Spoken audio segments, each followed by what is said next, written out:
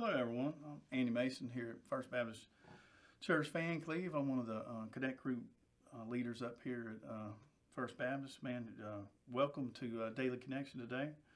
Hope everyone having a great Thursday. This morning we're going to continue our John 14 series this week. We're in verse 25 and 26 today. Let's join in a word. Verse 25 says, "I have spoken these things to you while I remain with you." Verse 26 says, "But the Counselor, the Holy Spirit, the Father will send him in my name, will teach you all things and remind you of everything I told you." Oh man, what an awesome thing here. Finally, we have the Holy Spirit name where Jesus is leading up. He's all this week he's been preparing the disciples, and now he's saying that the Holy Spirit and puts a name to it. Let's just focus on that Holy Spirit for a minute. You know, up until this time, Jesus had been the disciples' advocate or comforter. The Greek word here, the preacher's going to like that when he hears that, because he's all over that translation stuff. Man, does a great job with it. Parakletos is the word in the Greek there, and it's defined as one who's called alongside to help. So here's God saying that the Holy Spirit is gonna dwell within us, and He's gonna teach us everything and remind us of everything. I don't know about y'all, but we all need help. We all need help with that. Man, to give you a little personal history, man, I was brought up in church. Took a little while before I accepted Christ in my life. It was back in 1976, and man, one of those revival times, and I got one of my teachers to kind of lead me through that salvation message to where I asked Jesus into my heart.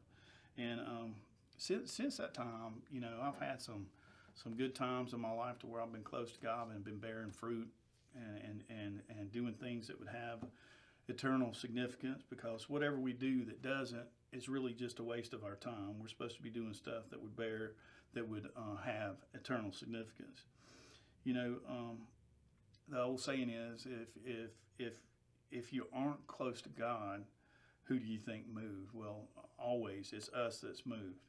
You know, I've always pictured the Holy Spirit, you know, from my young age, and this just shows how silly I think sometimes. I've always thought of it is like the you know, and this goes back to your flannel graph days of when you was in there and they was sticking them up there on the board. But you know, you remember when it talked about the natural man and when you become saved, you become a new creature. And man, I've always pictured almost like, remember the old Rock'em Sock'em robot that came out in the 70s, I think. You know, I picture that on my shoulders.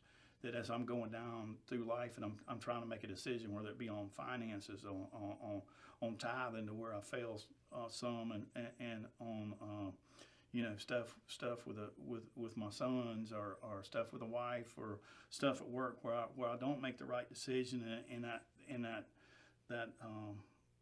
you know, I got that Holy Spirit in there telling me, giving me good advice, but that human side comes up in there, and I want to do stuff that I want to do, and I don't always make the right decision. But that's the way I've always pictured that battle, and like the old saying with the Indian saying with the wolf, you know, the good wolf and the bad wolf, which one wins? It's the one we feed the most, and that's so true. The Holy Spirit is like an engine for us in our Christian life, man. It gives us power. Acts 1:8. But you will receive power when the Holy Spirit's come upon you. And I'm just going to do brief little snippets of the verses. But man, the Holy Spirit is all about love. Romans 5:5, God's love through the Holy Spirit. Man, prayer, Holy Spirit intercedes for us. Romans 8:26 and 27. Like this verse says, reminds us of everything, teaches all things. Man, let's go through life, embrace the Holy Spirit, listen to the Holy Spirit with us as Christians, and let's make great decisions and do things that would have eternal significance. Man, everyone have a great day.